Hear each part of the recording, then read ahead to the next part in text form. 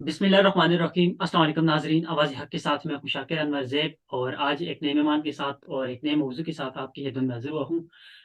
आज मेरे साथ मौजूद हैं राज़दारों के राज़दार मेजर रिटायर आदिल राजा साहब। सबसे पहले सर आपका बहुत-बहुत शुक्रिया कि आपने अपना कीमती वक़्त मुझे दिया एंड सेकंडली मुझे आप बताइएगा कि आजकल रोज़े कैसे गुज़र रहे हैं और उसके बाद फिर हम गुफ्तगू का आगाज़ करेंगे। जी इंग्लिस्तान में रोज़े कैसे गुज़र रहे हैं आपके सर?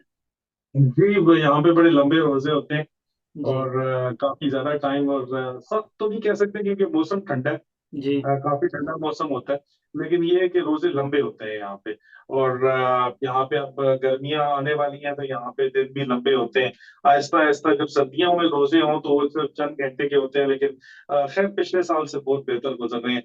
और आपका शुक्रिया, आपने मुझे आपको इनवाइट किया। मैं चाहता था कि मैं आपको और आप जैसे जो नौजवान हैं उनको अपनी हैसियत में जो मैं सपोर्ट कर सकता हूँ वो जरूर करूँ।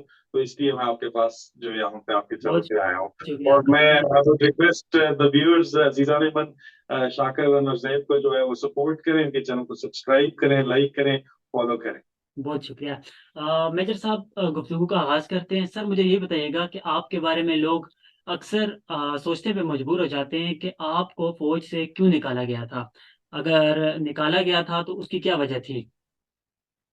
आखिर मुझे फौज ने नहीं निकाला था। मैं ये बात जो लोग करते हैं वो प्रोपेगेंडे का शिकार होते हैं। मैं तीसरी नस्ल पाकिस्तान फौज का ऑफिसर हूँ।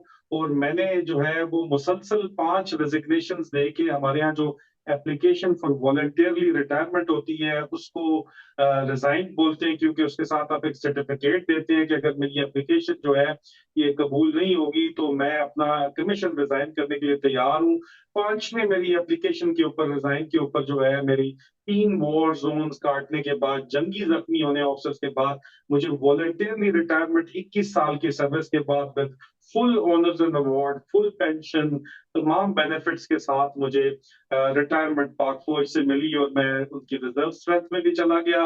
और उसके बाद भी मैं पाक फौज के साथ ही काम करता रहा। आईएसआई आईएसपीआर के लिए 5th जनरेशन वॉरफेयर का वॉलंटियर हैसियत में काम करता रहा। और कारोबार मेरा डीएचए रावलपिंडी इस्लामाबाद के लैंड प्रोवाइडर के तौर के ऊपर, डीएचए मुझे पैसे देता था, उनके लिए मैं जमीनें एक्वायर करता था।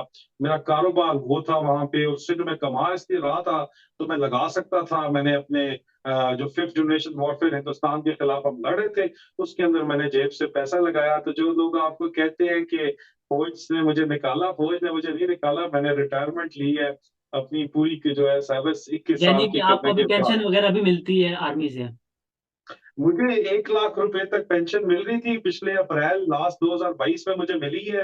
2016 में मेरा रिटायरमेंट हुआ था। 17 में मेरी एलपीआर खत्म हुई थी और उसके बाद मुझे मुसलसल मेरी जो शुरू की पेंशन थी वो 65,000 थी। वो हर साल इंक्रीमेंट्स लग के बढ़ते बढ़ते अभी मुझे तकरीबन 90,000 से लाख के दरमियान में मिल रही थी। अभी भी मिल रही है?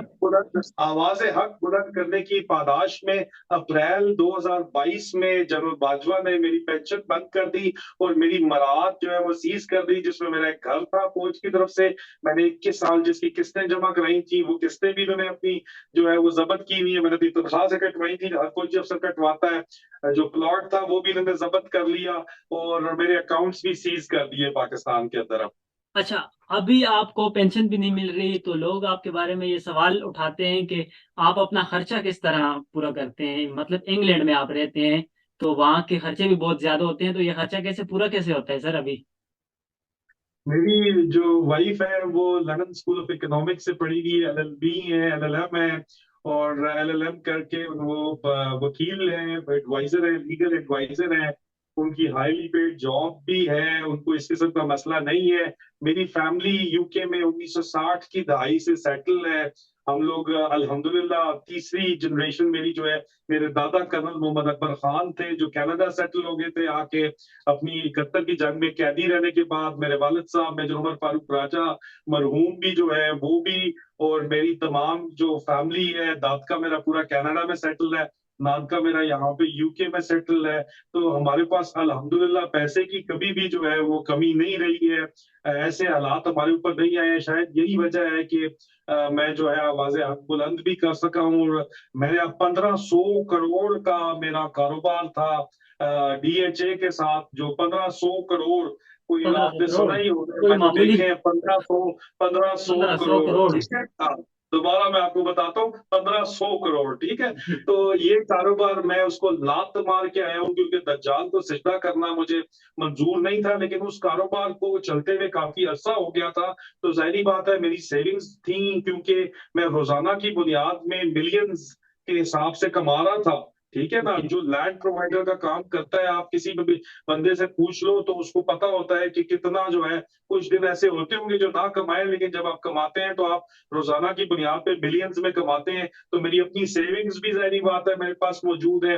मेरा कारोबार जो है वो चल रहा था, अच्छा खासा चल रहा था। और मजीद मुझे ऑफर की गई बाजवा साहब के ससुर की तरफ से कि तुम फैसलाबाद और लाहौर के भी प्रोजेक्ट ले लो, उनसे सिर्फ हमारे साथ मिल जाओ, हाथ मिला दो। तो मुझे आपने वो हाथ बात आपने दज्जाल हाथ को आपने सीधे हाथ तरीके से बता दूं। आपने हाथ नहीं मिलाया, शायद इसी वजह से आपको और बाजवा साहब के दरमियान इख्तलाफात पैदा हो गए। जी, ये वजह भी है, क्योंकि उनका कहना ये था, वो चाहते ये थे कि मैं अपने असूलों पे सौदा करके एक यू टर्न ले लूं, इमरान खान के खिलाफ मैं क्यों बात करूं, क्योंकि इस वक्त मुझे इमरान खान के अलावा कोई लीडर नजर नहीं आता। अगर उनसे बेहतर कोई लीडर होता, मैं उसके साथ खड़ा हो जाता जाके। ये चाहते थे कि मैं इमरान खान के खिलाफ बात करूं। मेरी सोशल मीडिया प्रेजेंस कोई अभी से नहीं है मेरा भाई। आप मुझे सर्च करो तो आपको पता चलेगा कि मैं 2020 से 2019 से ये काम कर रहा हूं। और मैं मेन स्ट्रीम पाकिस्तानी चैनल्स के ऊपर भी आ रहा था, मेन स्ट्रीम इंग्लिश न्यूज़पेपर्स के अंदर मैं लिख रहा था, कॉलम्स लिख रहा था। जी मैं मेन प्रोग्राम्स के ऊपर आता था। सोशल मीडिया पे काउंटर स्ट्राइक के नाम से मेरा चैनल था। मेरा फोकस जो है वो हिंदुस्तान था। वेरीफाइड ट्विटर प्रोफाइल मेरा इस रजीम चेंज ऑपरेशन से काफी पहले का चल रहा था। तो जी। मैं कोई नया यहाँ पे वारिद नहीं हुआ। अच्छा, मुझे ये बताइएगा कि आप जो एक्स मैन सर्विस सोसाइटी के जो हिस्सा रह चुके हैं, तो आप न्यूट्रल भी तो रह सकते थे। आपको जब ऑफर हुई थी कि आप इमरान खान के खिलाफ चलें, तो आप उनसे उनसे कह देते कि यार मैं नहीं चल सकता, ना मैं इमरान खान के साथ चलूंगा, ना मैं आपके साथ चल सकता हूँ, मैं न्यूट्रल हूँ। आप न्यूट्रल भी तो रह सकते थे, आप न्यूट्रल क्यों क्यों नहीं रहे सर? देखो, मैं कोई वो आपके साथ झूठ नहीं बोलूंगा, क्योंकि झूठ का पैर नहीं होते। मुझे जिस वक्त प्रेशर इतना शदीद दिया गया कि जी मेरी वालदा के घर पे मैं उनके साथ रहता था अस्करी में, तो वहां पे जब आईएसआई ने छापा मारा, मैं उनके खिलाफ पुलिस में भी गया।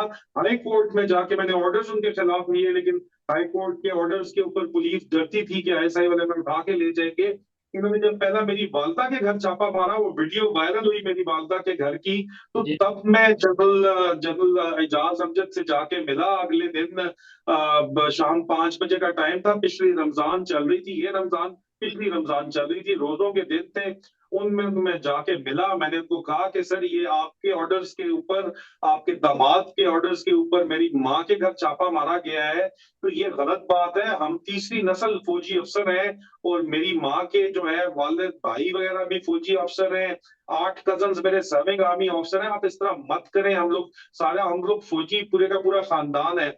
उन्होंने आगे से कहा, तुम्हारी शिकायतें बहुत ज्यादा हैं, तुम इंसान के बच्चे नहीं बनते, तुम मिल जाओ हमारे साथ, नहीं तो तुम्हारे साथ बहुत बुरा करेंगे हम। अच्छा। नहीं, तुम मिल जाओ तो तुम्हें हम, सुने मैं आपको आज जवाब दे रहा हूँ कि हम जी तुम्हें ठेके दे देते हैं, मजीद ठेके दे देते हैं तुम्हारे पास। अभी आगे पीछे देखे, मेरे आगे पीछे काले डाले ब्रांड न्यू वीगो डाले नहीं, रीवो डाले चलते थे, ठीक है। दरमियान में मेरी जीप चलती थी, क्रूजिंग चलती थी, ठीक है। ये मेरा स्टेटस था वहां पे, और मैं इसी तरह गया उनसे मिलने। मैं कहा, सर ये मेरे साथ मत करें। उन्होंने कहा, तुम्हारी याशी खत्म हो जाएगी, तुम्हारा पैसा जो है चला जाएगा, तुम बाहर आ जाओ, तुम हमारे साथ मिल जाओ। मैंने कहा, सर मैं मिलता नहीं हूँ, अच्छा। मैं चुप कर जाता हूँ। आप ताकतवर लोग हैं, मेरी माँ के और मेरी बहन के ऊपर आपने हाथ डाल रहे हैं, मैं चुप कर जाता हूँ, ठीक है। लेकिन आप प्लीज ये मुझे मत कहें कि मैं यू टर्न ले लूं, मैं चुप कर दूंगा। लेकिन उन्होंने मेरी खामोशी गवारा नहीं थी, क्योंकि मैं बेसिकली इन्फ्लुएंसर जो हूँ, वो आर्म फोर्सेस के अंदर इन्फ्लुएंसर कंसिडर किया जाता हूँ। फौज के यंग ऑफिसर्स और जवानों के ऊपर मेरा ज्यादा इन्फ्लुएंस हमेशा से रहा है, मेरे काम की वजह से। आपके मुतालिक ये कहा जाता है कि आप कहीं आईएसआई के कहने पर ही ये मुहिम तो नहीं चला रहे? देखो, मेरे सोर्सेस तो आईएसआई के अंदर हैं, जिनको मैं मारखोर कहता हूँ। जी और जो जो डर्टी हैरी टाइप पार्टी है, उनको मैं हरामखोर कहता हूँ। सोर्सेस तो मेरे आईएसआई में है, लेकिन वो सरकारी हैसियत में तो ये काम नहीं कर रहे ना। वो तो देखो अपनी जान के ऊपर खेल के ये काम कर रहे हैं, इन्फॉर्मेशन मुझे पहुंचाते हैं। तो उनके लिए तो मैं काम नहीं कर रहा, लेकिन मेरी सोर्सेस तो आईएसआई और फौज के अंदर ही है ना, जो मुझे वक्त से पहले तमाम इनके प्लान्स दे देती हैं। अभी आपकी रिकॉर्डिंग से थोड़ी देर पहले मैंने ब्रेकिंग न्यूज, जो सुप्रीम कोर्ट के खिलाफ अगला एक्शन करने लगे हैं, उसकी मैंने पूरी A B C D से Z तक प्लान बता दी है, और हमेशा की तरह वही प्लान उसी तरह चल रहा होगा, आपको नजर आ जाएगा, वक्त से पहले बता दिए। तो जाहिर बात है यार, सोर्सेस तो इदारों के अंदर मौजूद है ना, लेकिन उनके लिए आप जो बात करना चाह रहे हो कि मैं उनकी तरफ से अपॉइंटेड एजेंट तो नहीं हूँ, मेरे ख्याल में यार इसमें तो जो है आपका ये सवाल है सर। हाँ नहीं, वो आपको आप ये होना चाहिए, क्योंकि ये दरमियान में जब पीठ पीछे लोग इस तरह की बातें करते हैं तो आप तक पहुंच जरूर जाती हैं कि लोग इस तरह की बातें कर रहे हैं। तो मेरे ख्याल में यार इतनी तो अल्लाह ताला ने इंसान को अक्ल दी है कि उसको समझ आ जाना चाहिए कि इस बंदे की कुर्बानियां किस किस्म की हैं। यार मैं चुप करके बैठ जाता सिर्फ, और मैं उनके साथ मिल जाता, क्या दिन की 2 ट्वीटें करनी थी मैंने, और मैं अरबों रुपया जो है वो इकट्ठा करता, और मैं जो है यहाँ पे भी है लॉर्ड से ऊपर मेफर स्ट्रीट में मैं भी जाके घर ले लेता यार, मुझे क्या मसला था, आप मुझे बताओ। अभी बात ये है, तो यहाँ पे लोग बुरा समझते हैं हमारी सोसाइटी में, जो बेगम की तरफ से जो बेगम के पैसे शैसे जो खा रहा होता है बंदा, उसको बुरा समझा जाता है ना। ये बात सच्ची, किस मर्द को अच्छा लगता है यार ये। तो मैं भी फिर वही वाला काम करता है यार, ये तो आपका अल्हम्दुलिल्लाह मेरी सबकी आपका सेविंग्स है मैंने यार तो। आपका मैंने एक ट्वीट भी पढ़ा था जिसमें आप ये अर्ज कर रहे हैं कि एक साबिक जर्नैल का बेटा, मैं नाम नहीं लूंगा, आप समझ गए होंगे, कि एक साबिक जर्नैल का बेटा मेरे खिलाफ मिस्टर एक्स और मिस्टर वाई के कहने पे प्रोपोगेंडा कर रहे हैं। तो थोड़ा सा हाँ मुतालिक बताएं सर। देखिए, वो जरन साहब तो बड़े अजीम आदमी थे, लेकिन वो हमेशा इस बेटे से तंग रहे, और जिसका सबूत जो है, उसकी अपनी बहन जो है वो, उसने उसके ऊपर FIR कटवाई, उसने इसने अपनी बहन पे कटवाई, उसकी अपनी सगी माँ ने उसके खिलाफ पुलिस में जो है वो जाके मुकदमा दर्ज करवाया। और वो इस वक्त जो है वो इस्टेब्लिशमेंट के लिए अपने छोटे छोटे काम करवाने के लिए इनके पास जाता है, तो वो आगे से कहते हैं कि तुम भाई आदिल राजा के खिलाफ बातचीत काउंटर करो, लेकिन उसकी बातों का कोई वजन नहीं है।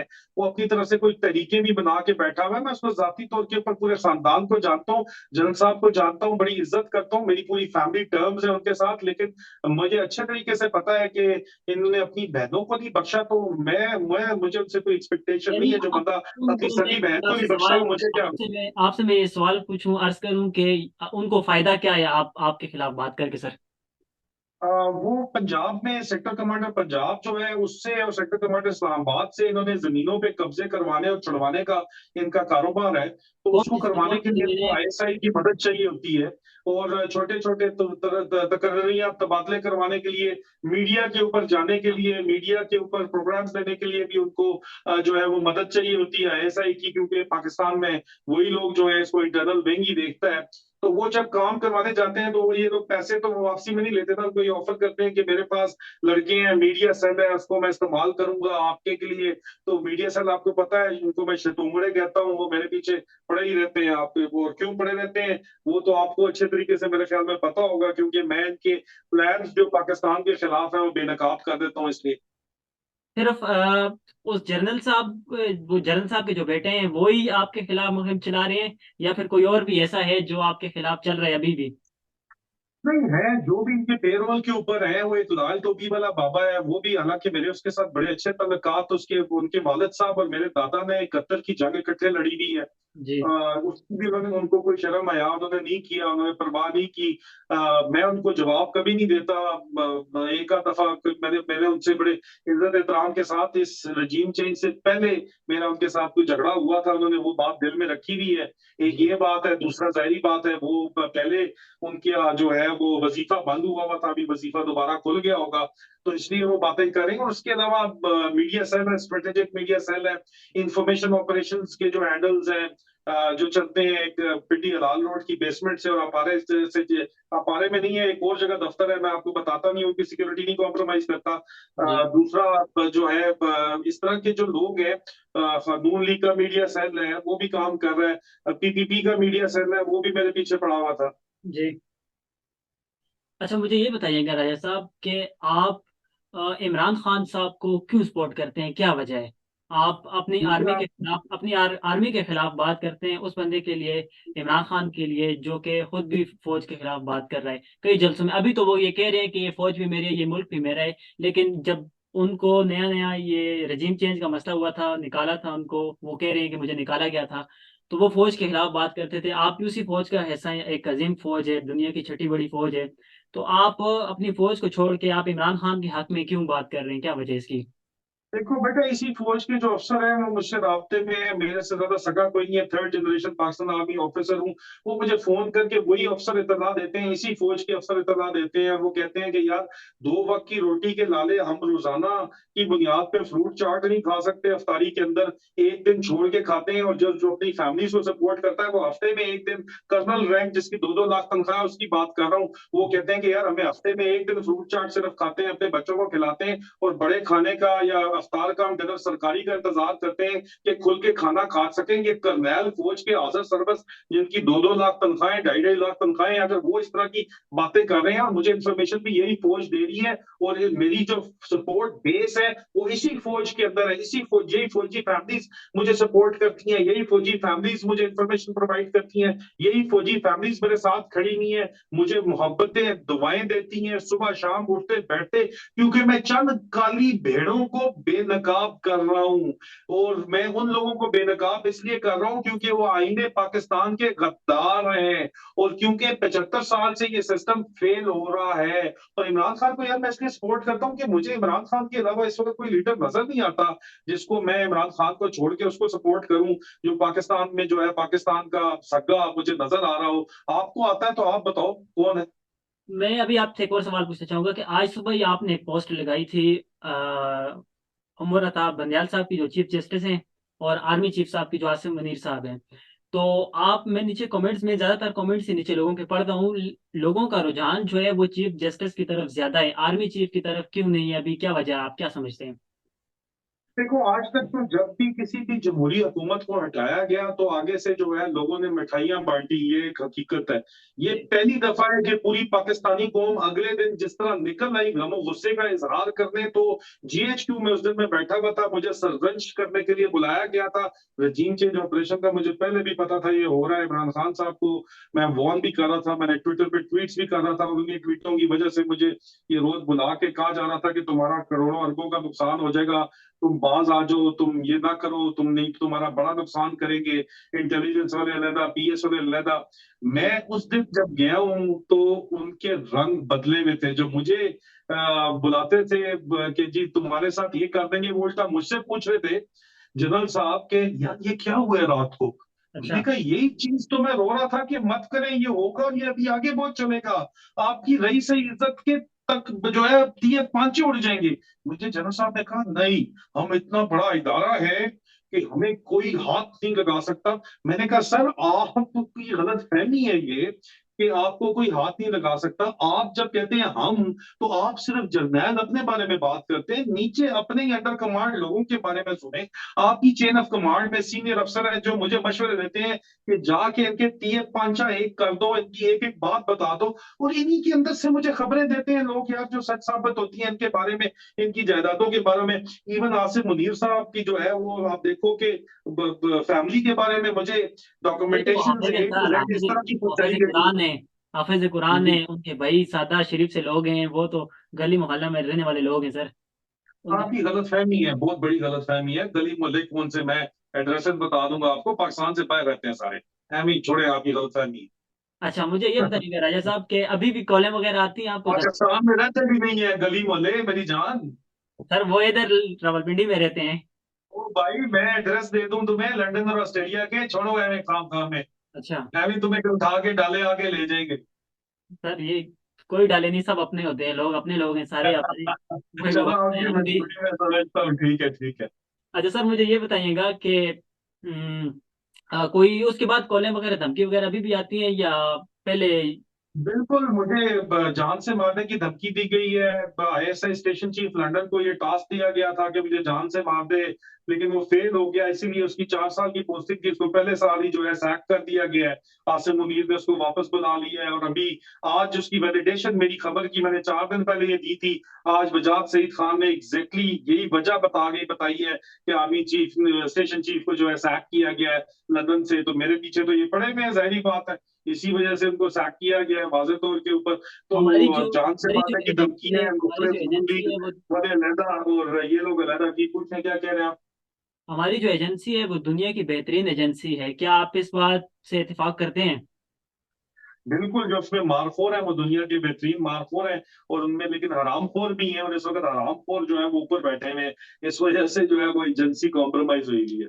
अच्छा, इन्होंने डील करके नवाज शरीफ साहब मुस्लिम लीग और पीडीएम के साथ डील करके डील इन्होंने की है, या फिर ये जो पीडीएम का अपना सारा खेल था? क्या आप समझते हैं कि इसमें रजीम चेंज में इनका हाथ है, आर्मी का? बरह रास्त आर्मी का हाथ है, क्योंकि ये शरीफों ने कभी घाटे का सौदा तो किया ही नहीं है। जी इन्होंने पहले फंसाया जर्नैलों को, उनकी करप्शन की फाइलें तैयार की, जिस तरह इनकी फाइलें तैयार की जाती हैं। वो एक स्पुतनिक वैक्सीन को आप रिसर्च कर लें, जो $10 की उमर फारूक जहूर ने खरीदी, वहां पे $20 की पाकिस्तान में बेची एक सऊदी शहजादे के साथ, वहां तक तो किस्सा खत्म था। लेकिन उसको $80-80 का पाकिस्तान में बेचा गया, और 2-2, 300-300, 400-400 मिलियन डॉलर इस वैक्सीन पे कमाए गए। उसमें जनरल साहिबान और कुछ खास बिजनेसमैन थे। अब ये उन्होंने कमा तो लिया, वो लीगली तो उनको कोई मसला नहीं है, लेकिन अवाम में अगर ये बात आ जाए तो आप सोचो कितना बड़ा स्कैंडल है। और उस ट्रांजैक्शन के सबूत सारे के सारे नवाज शरीफ साहब ने, एक तो ये चीज थी। फिर वीडियोस इनकी जो है, हमारी अफसोस से कहना पड़ता है कि औरत और बोतल जो दो कमजोरियां हैं वो बहुत बड़ी हैं। उनकी वीडियोस इन्होंने काबू की, इन्होंने एक एक बंदा फंसाया अपना, और फंसाने के बाद इनको फिर आगे लगाया। और इसके अंदर जो काम किया वो जन बाजवा ने, और जन बाजवा के ससुर ने किया। और ये जन आसिम मुनीर शागिर्द था वो तो बाजवे सर, के अब रिटायर ससुर हो का। चुके हैं, अब तो उनके खिलाफ बात करने का कोई फायदा ही नहीं है, रिटायर हो चुके हैं वो तो, एक समझने के अब कुछ भी नहीं है वो, कौन? जनरल बाजवा जल बाजवा। अभी जल रिटायर हो बाजवा चुके हैं अभी, अभी। जल बाजवा अगर रिटायर हो चुके हैं तो उसका साला अभी भी यहाँ पे यूके में joint services command and staff college में डीएसक्यू बैठा हुआ है। और अभी उसकी मर्जी से उसका बिनोई जो है वो क्यों टॉप एम्बेसडर पोस्ट के ऊपर लगाया जा रहा है। ये भाई ये सारे आपस में अंदर से मिले में, जाहिर बात है इनका जनरल बाजवा और जनरल बाजवा के ससुर का और जनरल आसिम मुनीर उनके उनके मामू के थ्रू इनका पुराना ताल्लुक है। ये आपस में एक you scratch my back I scratch your back वाला यहाँ पे काम चल रहा है। नेपोटिज्म चल रही है इसकी खुलेआम। और पाक फौज के अफसरान में शदीद बेचैनी इस वजह से पाई जाती है, और इस वजह से जो है वो शदीद किस्म के जो है हालात अंदर से खराब है। अच्छा, मुझे ये बताइएगा कि आपके जो खामोश मुजाहिदीन हैं, उनकी खबर के मुताबिक क्या है, पाकिस्तान में मुस्तकबिल में क्या होने वाला है, सियासत, पाकिस्तान की सियासत में क्या इलेक्शन होंगे, या फिर मार्शल लगेगा, या क्या क्या सीन है आगे मुस्तकबिल में, सर कुछ देखो बता सकें? माशाल्लाह, तो जो है वो अमेरिका ने भी सख्ती से मना कर दी है, सऊदी अरब ने भी मना कर दी है, मुत्तहदा अरब अमारात ने भी सख्ती से माशाल्लाह और इमरजेंसी पे मना कर दी है। सऊदी अरब और मुत्तहदा अरब अमारात इमरान खान को गिरफ्तार करने भी मना कर दी है। इनकी मजबूरी है उनकी बात सुनना, क्योंकि उनके श्योरिटी लेटर्स चाहिए आईएमएफ से कर्जा लेने के लिए, जिसके लिए अभी आपका जो है वो प्राइम मिनिस्टर जा रहा है वहां पे। जी, उसके अलावा जो आपका मैं यहाँ पे जब फ्यूचर पे, वो आपकी मजबूरी होगी, मेरी नहीं है। जी यहाँ वो फ्यूचर में जो है वो ये चीफ जस्टिस को ये हटाना चाहते हैं, उनकी जगह काजी फायज ईसा को चीफ जस्टिस लगाना चाहते हैं। हर तरीके उसके लिए इस्तेमाल कर रहे हैं, लेकिन काजी फायज ईसा के साथ टोटल गिनती के 4 जज हैं, और बाकी जज साहिबान जो है वो 6 वो अता बंदयाल साहब के साथ खड़े हुए हैं। इसलिए ये उनके लिए पॉसिबल हो नहीं पा रहा है। लेकिन अब वो मीडिया ट्रायल शुरू करना चाहते हैं चीफ जस्टिस साहब का, जो कि नजर आएगा। और आज मैंने पीटीआई को ये कहा है कि वो रिट पिटिशन जो है फाइल करें, हर सूरत के अंदर रिट पिटिशन फाइल करके उसको जो है वो पहुंचाएं, ताकि अगर कोई भी चैनल जो है वो चीफ जस्टिस का मीडिया ट्रायल करता है, तो वो फिर फौरी तौर के ऊपर जो है उनके खिलाफ उन चैनल्स के खिलाफ जो है वो एक्शन लिया जाए। जी। ये मैंने जो है ये बात मैंने बताई है उनको, पीटीआई को अपने वीलॉग के जरिए मैंने ये बात बताई है। और ये अभी अगला जो इनका एक्शन है वो जस्टिस काजी फायज ईसा को जबरदस्ती जो है वो लगाना चाहते हैं, चीफ जस्टिस ऑफ पाकिस्तान लगाना चाहते हैं। लगना तो उन्होंने है, आपस में एक दूसरे को भी ये ब्लैकमेलिंग कर रहे हैं, बड़ी शदीद किस्म की ब्लैकमेलिंग जो है वो जारी है। उस ब्लैकमेलिंग में ये कहते हैं जनाब कि नवाज शरीफ कहता है आसिम मुनीर को कि मेरे से किए गए वादे पूरे करो, अगर नहीं करोगे वादे पूरे तो फिर क्या होगा कि जी मैं तुम्हें जो है वो निकाल उधर तुम लेफ्टिनेंट जनरल रिटायर हो, ये खबरें रिटायरमेंट कभी तुम्हारी चल थोड़ी रही थी पहले होनी माहिदा। थी, मैं आपको खबरें दे रहा हूँ। जी जी ये आप जब जस्टिस काजी फायज ईसा जो है वो लगे कि चीफ जस्टिस ऑफ पाकिस्तान, तो आपके खिलाफ रिट पिटिशन हो जाएगी कि आपने जो है वो आप जो हो, आप रिटायरमेंट के बाद आर्मी चीफ लगे हो, और जस्टिस काजी फायज ईसा आपके खिलाफ फैसला देगा। ये मुझे जो है वो कहा जा रहा है। तो आपके सामने सब कुछ यहाँ पे है, जो भी हालात वाकयात हैं तो वो आपके सामने ही है। और ये अभी तक जस्टिस काजी फायज ईसा जो जंग इनकलाबी बना हुआ था वो अभी खुल के सामने आ गया। अच्छा। अब मुझे ये बताएं कि राजा साहब बिलावल भुट्टो पूरे दुनिया के जो है दौरे कर रहे हैं, तो खबरें ये आ रही हैं कि बिलावल भुट्टो को मुस्तकबिल का वज़ीर आज़म बनाया जाएगा। और फर्ज करें अगर इलेक्शन हो जाते हैं तो क्या इमरान खान साहब और पीटीआई कामयाब हो जाएंगे या नहीं?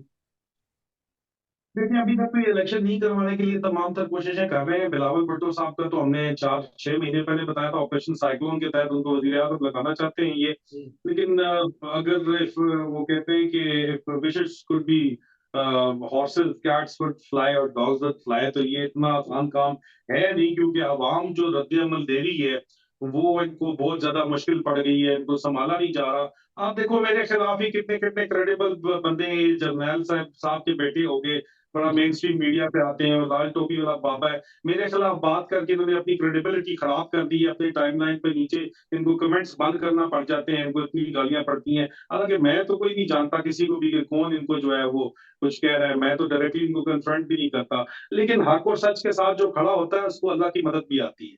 आप ये सारी चीजें पाकिस्तान में बैठ के भी तो कर सकते थे सर, आपको बाहर जाने की क्या जरूरत पड़ी थी? बेटा ये तो आपकी गलतफहमी है बहुत बड़ी कि पाकिस्तान में बैठ के मैं कर सकता था। नंगा करके जो है ना वो पाकिस्तान में तशद्दुद हो सकता है, जी। और आप तहखानों के अंदर बंद किए जा सकते हो, आपकी जुबान बंदी हो सकती है, जेलों में आप गल सड़ सकते हो, पाकिस्तान में आप बात नहीं कर सकते। किसने किसने आपको कहा कि पाकिस्तान में बात कर सकते हो?